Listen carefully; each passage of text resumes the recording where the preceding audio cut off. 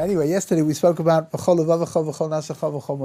idea of utilizing everything that God has given us in order to try to draw closer to Him.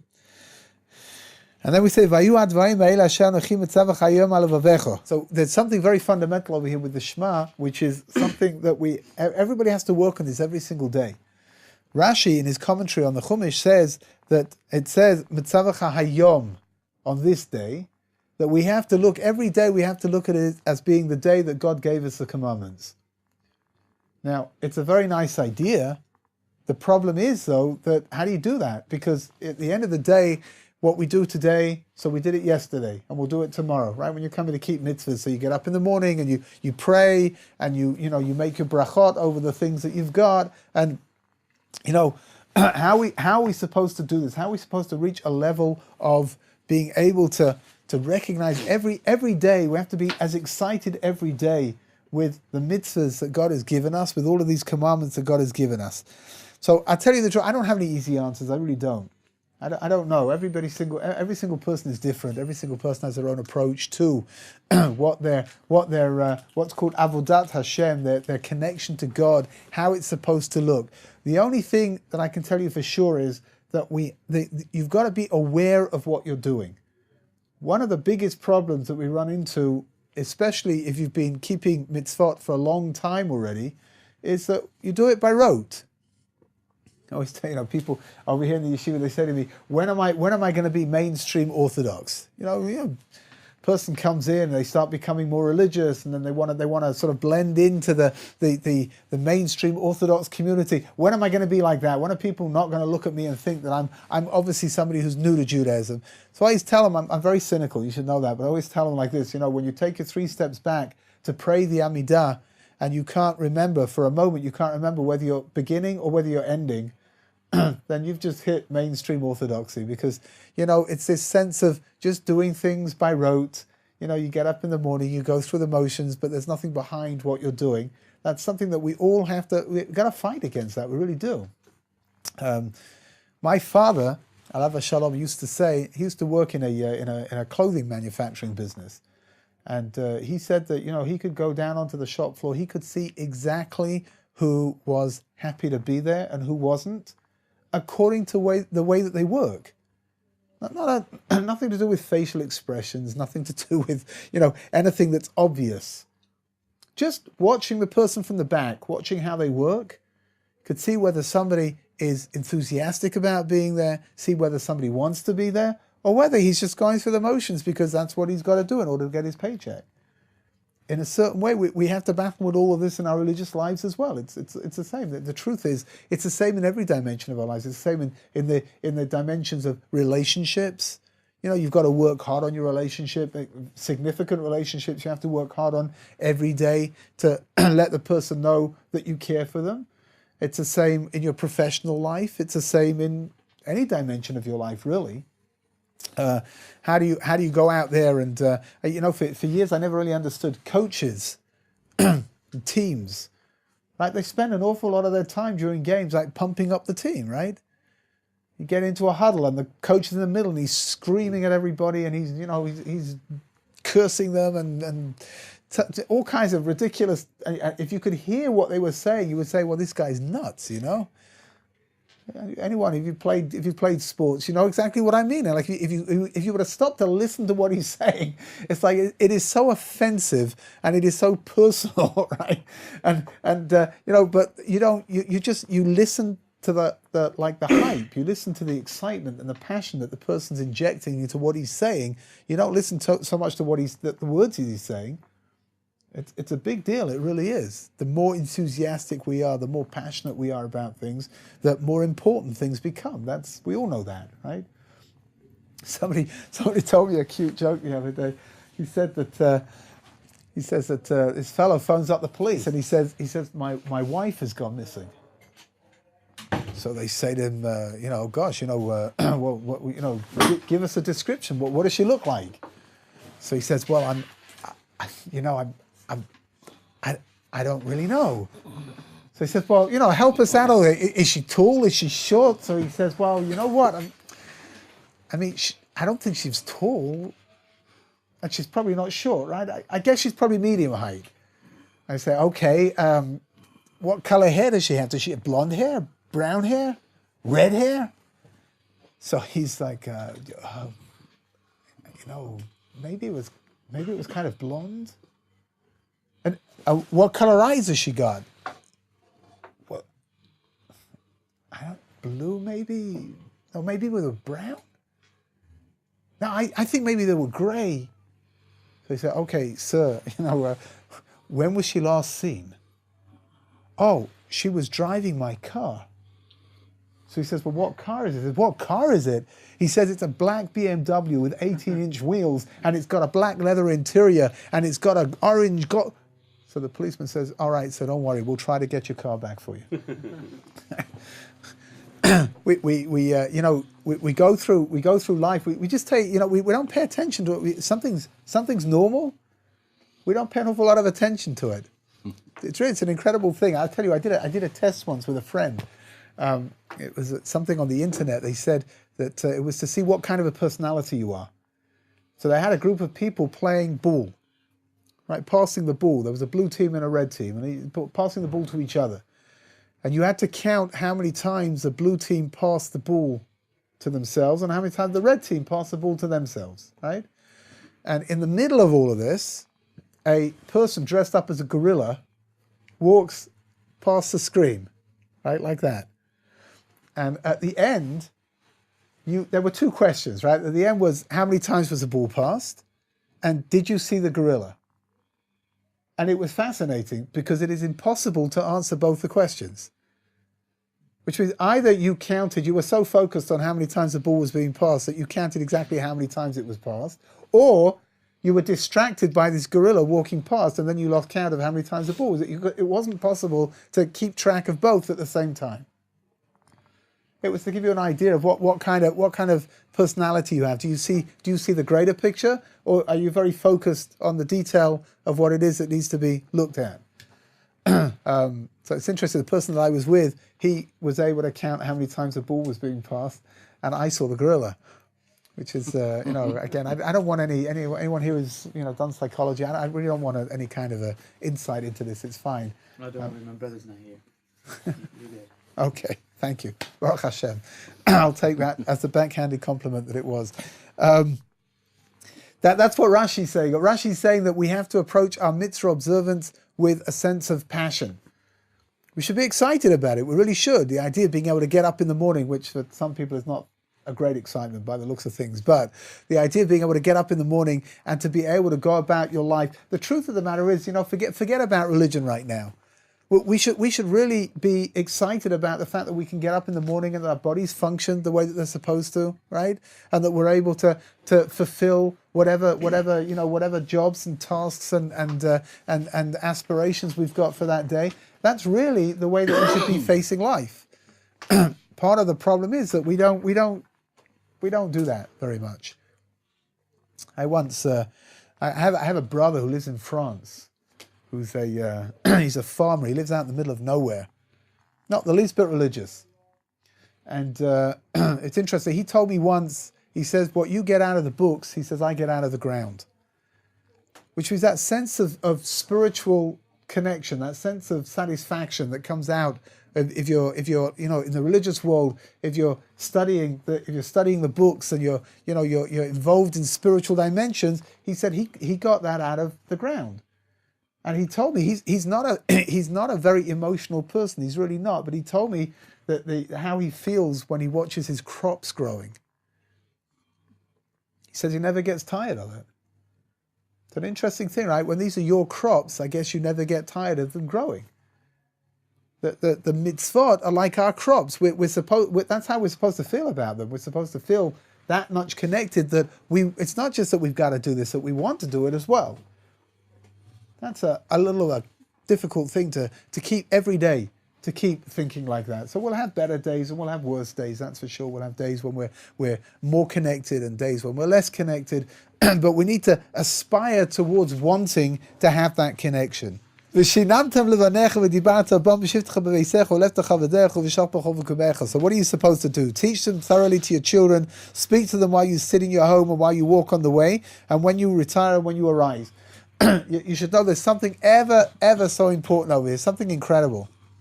Again, these are lessons, obviously they're lessons which are absolutely applicable to our religious lives. But these are lessons over here of child raising. It's something incredible. One of the greatest sages of the generation prior to the Second World War writes that when it says, V'shinantam levanecha v'dibarta bom, that you've got to teach it to your children, and you have to talk about it, and you have to live it.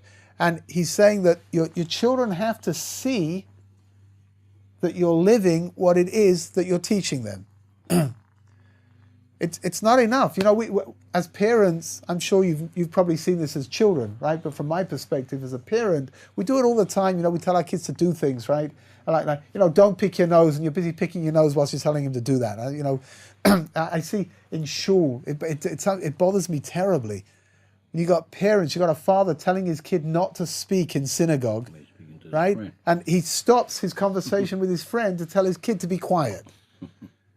What kind of lesson is a kid picking up from this? That when you're an adult, you can do what you want, right? In the meantime, you just got to try, don't get caught. The Chafetz Chaim is saying like this, that if you want your kids to grow up to follow in what you believe is the right path, regardless of what that path is, right? You've got to let them see that you believe in it as well, otherwise where's it going to come from? You see very often, going back to sports for a minute, the most committed kids as sports fans are the ones who've got parents who are nuts about sports. They get taken to the games, right? And they see the parents' excitement and they see what's going on, and it's like they're part of the experience. How do you expect a kid in the generation that I grew up in, that Jewish parents wanted their children to marry Jewish kids? When I was growing up, that's what parents wanted. They wanted their kids. They didn't live Jewish lives, and they didn't have any real sense of Judaism in their homes at all. But they did want their children to get married to other Jews, which of course is a wonderful desire. I'm not knocking what they wanted, but how did they expect their kids to want to do that if there was no Jewish flavor to their home at all? It's not something which passes over by osmosis. I always tell people like this, pride is a non-tangible asset. You can't transfer pride. The only thing you can transfer is some kind of an action that goes together with that pride. So if I'm a proud fan of a particular team, so I got to take my kid to the games, right? And then maybe he'll become a fan as well. If I'm a proud Jew, so I've got to be doing things which are Jewish in order for my kid to be able to be exposed to that, in the hope that he'll also want to do that as well. From my generation, it was a terrible tragedy that there's some of the proudest Jews around had non-Jewish grandchildren, because it's not enough. That's what it's saying over here. We gotta talk to our children about it. We've got to live it. We've got to let our children see that we're happy and that we're excited about doing these things. Otherwise, why would they want to do it? There's a very, very poignant, very, very painful, actually. Back in American history, going back to between the First and the Second World Wars, it was very difficult for Orthodox people to hold down a job, because you were expected to work on Saturday. And if you came in on Friday and said that you weren't going to come in the next day, so they would tell you, okay, so don't come in on Monday either, because you're not going to have a job anymore. And a lot of these people every week had to go looking for a new job, and if they were lucky, they found another job for that week, and then they would be out of job again, and they'd have to keep going through the process. There's a phrase in Yiddish which says, "Sehr schwer zu sein a Yid," that it's hard to be a Jew. And Rav Moshe Feinstein, one of the greatest rabbis from the previous generation, he said that a whole generation in America was lost because these parents, they were sacrificing so much. They were sacrificing their job security. They were sacrificing their income in order to keep Shabbat. But when they came home on Friday and they lost their jobs again, the kids heard the parents sighing and the father saying, it's hard to be a Jew. And the kids are thinking to themselves, well, if it's hard to be a Jew, then bless you. Rabbi Shurkin said, you cannot, don't say Shvet Zana, Yeah. it's Git Zana. Oh, for sure, right? Nebuch, these children, they didn't understand that these parents, they gave up everything in order to keep Shabbat. But all the kids heard was that it's difficult. And a whole generation of people decided, hey, you know what, if it's difficult, then maybe the simplest thing is just not to do this anymore. And a whole generation was lost. Lost.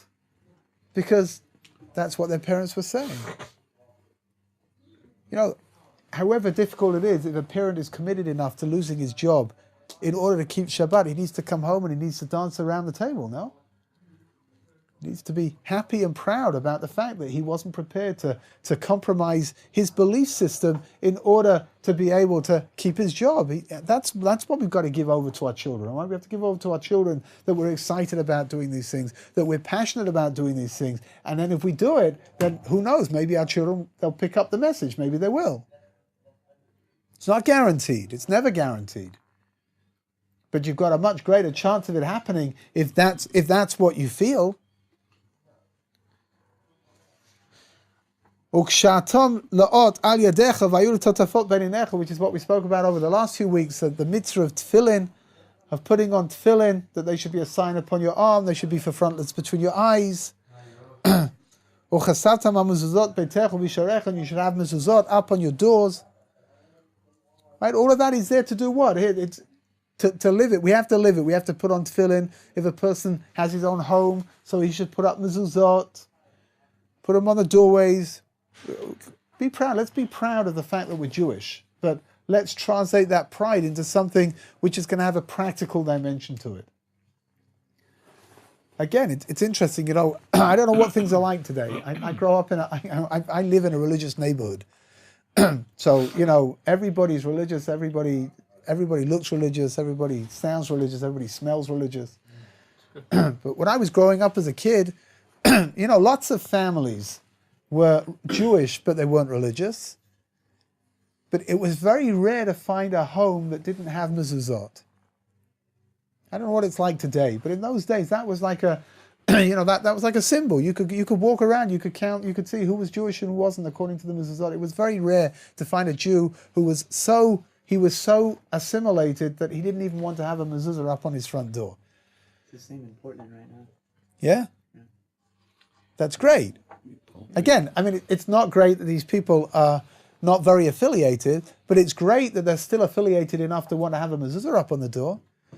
You see a lot of expensive houses in certain neighborhoods that have mezuzah all over their house on different doors and stuff. Good, that's great. Yeah, I hope you don't mind to interject this.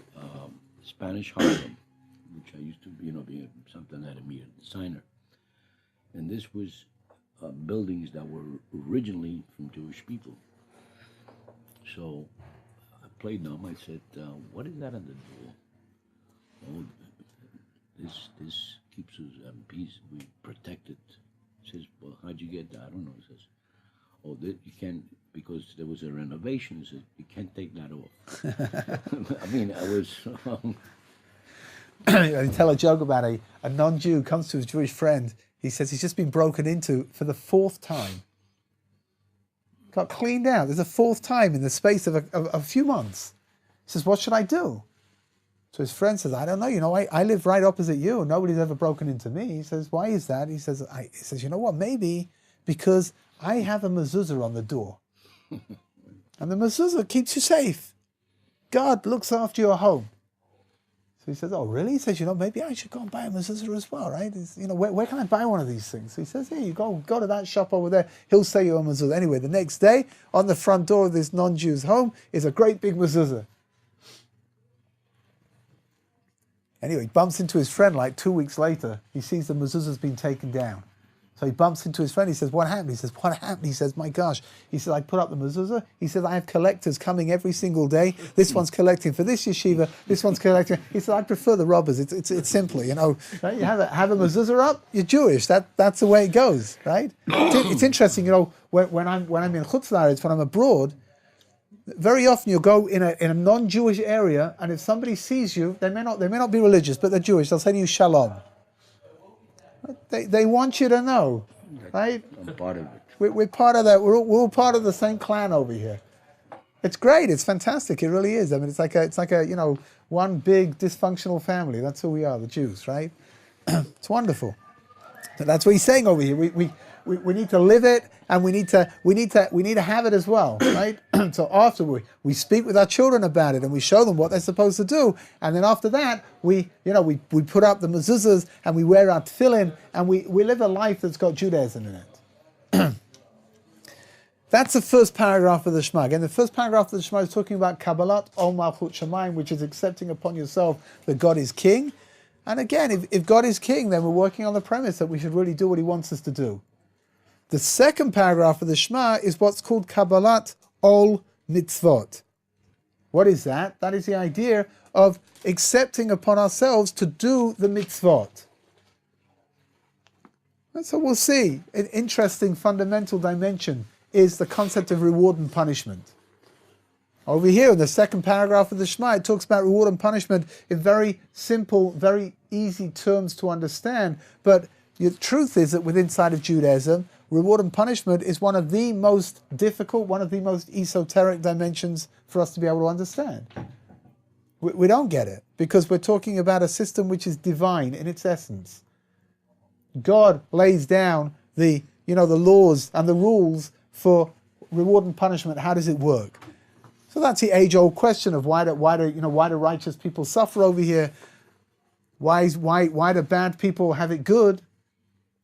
Right? Questions that we can't really understand properly because we really don't understand the answer. Right? In this physical world that we live in, things seem to be terribly, terribly unfair. There's no doubt about that. Right? And the good do well, and the bad, the good don't do so well, and the bad do well, and it doesn't seem to be fair at all. Right? Because all we're seeing is just one dimension of an existence. That's the existence we have right now.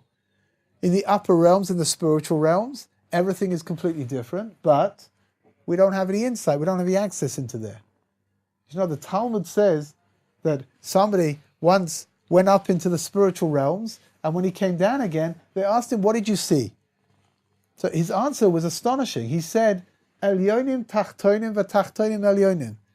That the people that you think are great down here are really down at the bottom over there, and the people you think are down at the bottom are really up on the top over there. But we live in an upside down world. And over here, we don't see clearly. We really don't. We get up into the spiritual realms, we'll see things will be very, very different over there. And things that, people that we would imagine had no real importance in this world, they're just going through their every day, going through whatever it is that they do every single day. Those are the people that are being fated by God upstairs in the spiritual realms, because those are the people that truly did what they were supposed to do.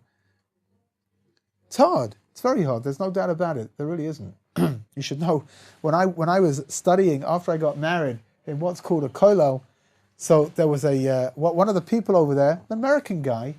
He was absolutely brilliant. I mean, off the charts. He had a photographic memory. And he used to go around, during the study sessions, he used to go around driving everybody nuts. He wanted to talk about the football scores, and he wanted to talk about this, and he wanted to talk about that. And he was like the most enormous distraction. And then in the last 15 minutes of the study session, he would be able to cover more material than everybody else, because he read it through. It was astonishing. He remembered everything. If I ever wanted to know a source for something, I would say to him, where does in the Talmud, where does it say so and so? And immediately he would say the page number, and then 2 seconds later he would come up with which tractate it was in, which volume. Very interesting thing. I don't know, like he called up the page straight away I called up the page, and then he saw the page number, and Then he worked out where it was. But he told me in one of his lucid moments, he told me that he's, we would all imagine it must the most incredibly easy thing to have a photographic memory. You don't have to try, right? You can sail through school. It's no big deal. This guy was qualified to be a dayan, to sit as a judge on a bet din at a very, very early age, like when he was 28 or something, because it was just, he just knew the material. It was easy for him. And he told me one of his lucid moments, he said that he's absolutely terrified, he says, because, God gave him this incredible blessing, and he knew perfectly well that he wasn't using it properly. He knew that. God didn't give him this blessing in order for him to drive everybody nuts for most of the study session and distract everybody, and then just to sit down for the last 15 minutes and cover more material than everybody else. So he said he was pretty scared, what was going to be ultimately when he gets upstairs and he's got to answer for everything that's going on. So down here, we make a big fuss about people like that, right? Here, this guy knows everything. But up there, maybe it's not true. Up there, maybe somebody who didn't know very much at all, maybe he's the one who God is giving huge amounts of reward to, because he was the one that sat down and struggled in order to understand, and he was the one who truly internalized the lessons that God wants him to internalize, even though he was never considered to be a great man down here. I don't know, it's food for thought. I don't know, reward and punishment. It's something that we really don't understand. And yet it's something which is absolutely intrinsic to what we do. Every single thing we do has got a dimension of reward and punishment attached to it. Every action that we do has got some kind of a spiritual repercussion to it. Whether it's going to be good or whether it's going to be bad, that's dependent on us.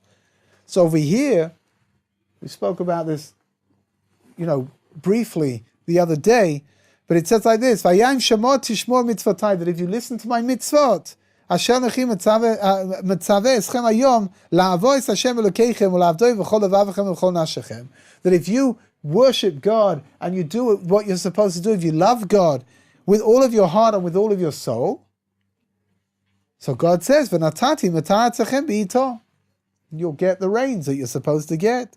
Yorel malkosh, early rains, the later rains.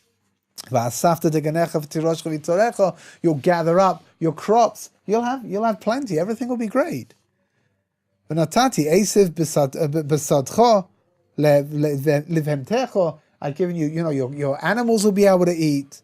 V'achalta v'savata, you'll eat and you'll be satisfied.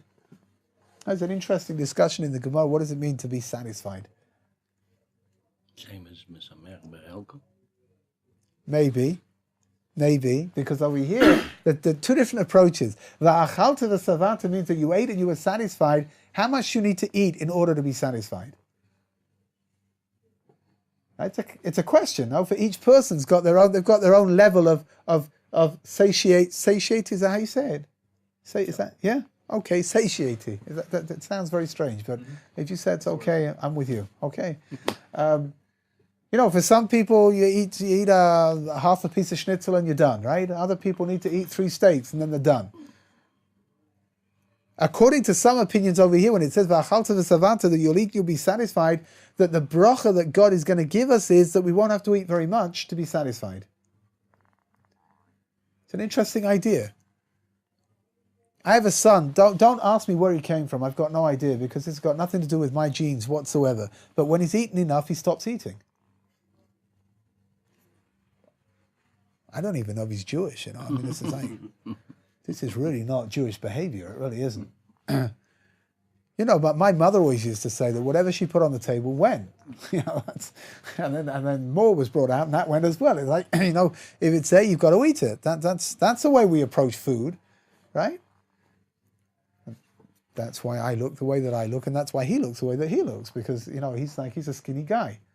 Right? Why is he skinny? Because once he's eaten enough, that's it, he just stops. It doesn't matter what's left on his plate, he won't eat anymore. That's one of the one of the interpretations of v'achalta v'savata is not necessarily that there'll be huge amounts of food. It's not a quantitative thing, but it's a qualitative thing.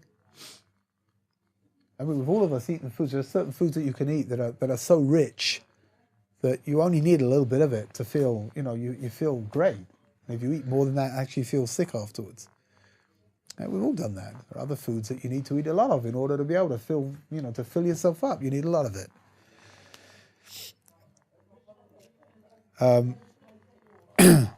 So in the meantime, everything is simple. God's saying, if you do what you're supposed to do, if you behave in the way you're supposed to behave, it will rain and the crops will grow and it'll be great.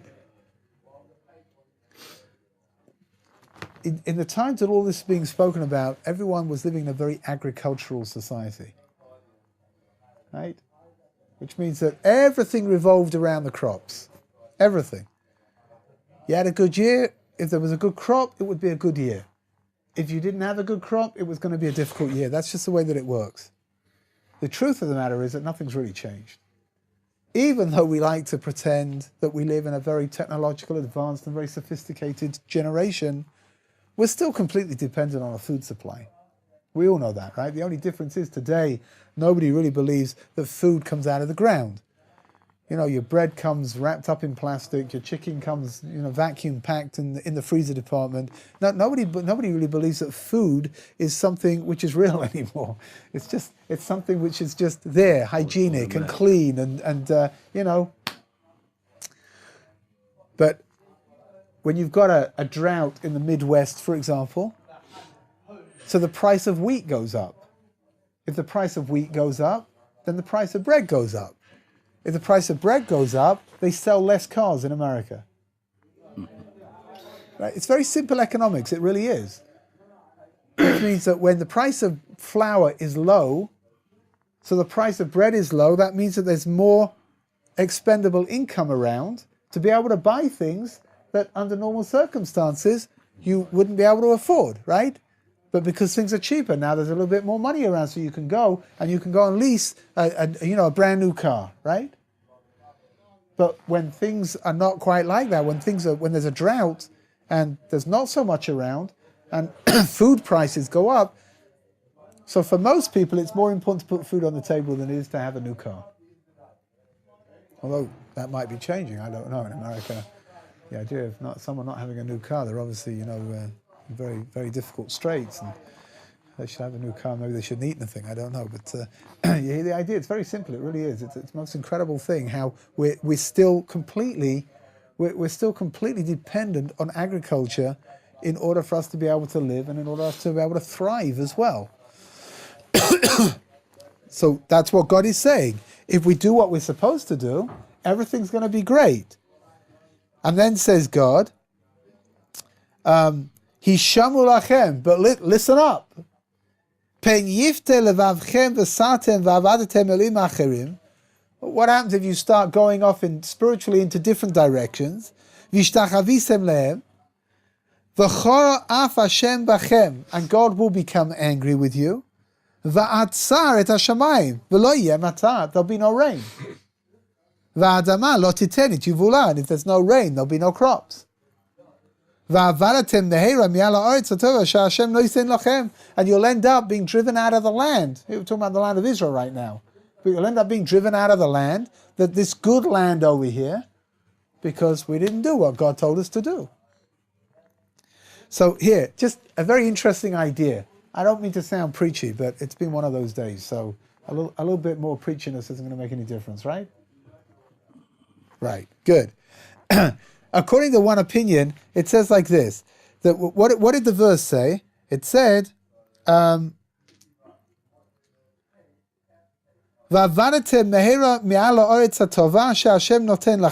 you'll be driven out from this good land that God has given you.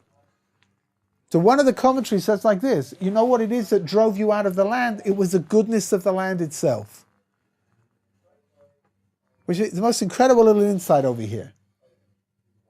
When things are too good, materialistically, physically, when things are too good, so that has a detrimental effect on our spiritual well-being. Isn't that incredible? Everybody here in this room, we all have thought to ourselves like this, right? If God would just give me $10 million now in cold cash, so you know what, I'll commit, I'll stay in the yeshiva for as long as you want me to be here, I'll stay here. As long as there's cake, I'll stay. but I don't have 10 million cold cash in the bank. So at some point, you know what? I'd love to stay, but I have to go. I have to go. I have to go and get a job, and I have to get a livelihood, and I have to start building my home. Right? But it's not true. If God would give every single one of us $10 million in the bank, we would be even more distracted than we are right now. You hear? I mean, that's just human nature. It really is. The more physical goodness we've got, the harder it is to remember that God's out there. Yeah, how many times have you heard me say this? Speak to a businessman, he'll tell you. When he makes a good deal, he'll say, I made a great deal over here. This was a great deal. When the deal bottoms out and he loses all his money, it's why did God do that to me? Right? That's who we are. Right? We look at the things that we do successfully and we say, it was me. We attribute it to me. I did it my way. Right? Who sang that? Frank Sinatra, no? Right? I did it my way. And when things don't go the way they're supposed, that you want them to go, then all of a sudden it's God's got it in for me. I don't know. You have a lot of corporate CEOs. When business is great. Yeah, for sure. But when it's not, it's just because of my surroundings, my absolutely. It's never me, for sure not, right? For sure not. Very true. It's incredible. You should know, I once spoke with a very, very wealthy fellow in London, from guy, it's Orthodox, he counts his wealth in hundreds of millions of pounds. I mean, we're talking about, I don't know if we can even begin to fathom, what kind of wealth this person has. He made his money in property. And he told me, I didn't ask him, he told me, he says, you should know, he says, I'm really not a great businessman, I'm really not. He says, but God just keeps putting me in the right place at the right time. That's incredible. He got a man who's as successful as can be, and he's saying that his success comes only from God. It's not coming from any other place. That's beautiful. It really is. That really is the most beautiful dimension that if a person can reach that dimension where that God will shower them with bounty. God will shower them with good and with blessing, because that person knows how to use his blessings wisely. That's what it's saying over here. That if we don't do what we're supposed to do, then God will take the blessing away and we'll end up with not having anything left. We need to take these words and we need to put them on our hearts and we need to put them on our souls, which is we need to be aware of this. The whole time we need to be aware of the fact that God's there, right? God's there together with us. Somebody told me this beautiful story. He was sitting Shiva, somebody that I in the morning, somebody that I pray with, his mother passed away, so I went to visit him whilst he was sitting Shiva. His mother was 93 years old. And, his mother was 97 years old, and she came on Aliyah when she was 93 years old. That's pretty neat, right? And they came to speak with her. She'd lost her husband many years before, and they came from the social services over here in Israel. They came to speak with her to find out if she needed help, right? Because over here you can get home help if you fit the right criteria. You can get home help. So this lady comes in to interview. You got to fill out a little form with some questions on it. So she says to this 90-something-year-old lady, she says, "Tell me," she says, are you alone? Do you live alone?" She says, "No." She didn't live with anybody else. She had her own apartment and she was living by herself. She says, "Do you live alone?" She says, "No." So this lady's like completely taken aback. She had no idea. Like, my gosh, this woman's probably cuckoo, right? She belongs in some kind of an institution somewhere. Like, she says, "Really?" She says, "What? So who do you live with?" So this lady says to a 93-year-old lady, she says to her, "Well, God is always with me. So I don't live alone. God's always there." So this fellow said, this lady who came to interview her had no idea what to write on a little piece of paper over there. She didn't know what to say. No. So you live alone or you don't live alone? How are we going to define this one exactly? So in the end, she wrote down that she lives alone, and she got us some help to be with her. But it was like, if only we could believe like that lady, right? It's a tremendous lesson. It really is. Whatever we do in life, we should know that God is together with us. God is holding our hands, and we should just be. If we're aware of that, we'll be blessed. And if we're not aware of that, then that's not such a great situation to be in, right? So if you find that spirit at 93, is that less beneficial than if you found it at 10? I don't think so. I mean, it's a shame that for 83 years the person didn't get the benefit of that knowledge, right? But the very fact that they reached that point, even if they're 93 years old, I mean, I think what he was describing was somebody who had that sense of what's called emunah, faith. That was something which she'd had her entire life, right? But if somebody can get to that point, even when they're 93 years old, that's fantastic. Truly fantastic. I interject. If you do a mitzvah, or you keep on doing mitzvahs, they keep a scorecard. You get a reward for this one. If you finally get up at 93 and start doing it, you're very low. Yeah, but you know what? On the other hand, it's never too late, right? Which means that whatever. She's gonna get it. I would imagine like this. Again, I'm not God, but I would imagine that somebody who starts off doing this when they're 93 years old, God is going to be very. Each mitzvah is going to weigh an awful lot over there, right? Is it going to compare to somebody who's been keeping the mitzvot their entire life? No, maybe not.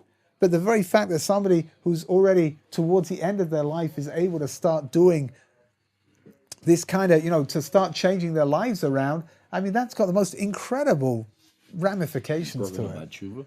Yeah. I read a beautiful story once that a fellow was 83 years old. And he left his tefillin on the table in the synagogue by mistake. And on that day, a group of people came to check tefillin. And they saw that tefillin were on the table. So all the people that were supposed to have their tefillin checked had left them on the table. His was there as well. So they opened up his tefillin. They found that the tefillin weren't kosher. There was a letter missing in one of the parchments, and that meant that the whole thing wasn't considered to be okay. They didn't know how to tell this fellow. He was very proud of these tefillin, and he'd had them probably since his bar mitzvah, like for the last 70 years he'd been wearing these tefillin, and he was very proud of them, and nobody quite knew how to tell him that there was a problem, and not just there was a problem, there'd been a problem from the beginning. So in the end, the rabbi of the synagogue decided, you know what, he's going to sit him down and he's going to tell him. So he sat down, and very gently he told him that the tefillin weren't okay, and that now they've been fixed. And he said that this fellow, listen to this fellow gets up and starts dancing around the table. So the rabbi said to him, out of all the various possible, reactions, I really wasn't expecting this. He said, why are you so happy? He says, are you kidding? He said, if this mistake hadn't have happened, I would have got upstairs at the age of 120, right? Thinking that I've got decades worth of wearing tefillin behind me, only to find out that the tefillin weren't really the right tefillin at all. He says, now the whole problem has been rectified. So now I can put on my tefillin again, and it's gonna be great. I'm fulfilling the mitzvah in the right way. That needs to be our approach, right? Not to look back and say, wow, all those years that I could have been doing it and I didn't do it, why should I start now? But to say, you know what, here, let's begin now. That's what I think anyway. Okay, we're going to stop over here in Mitzvah Hashem to be continued.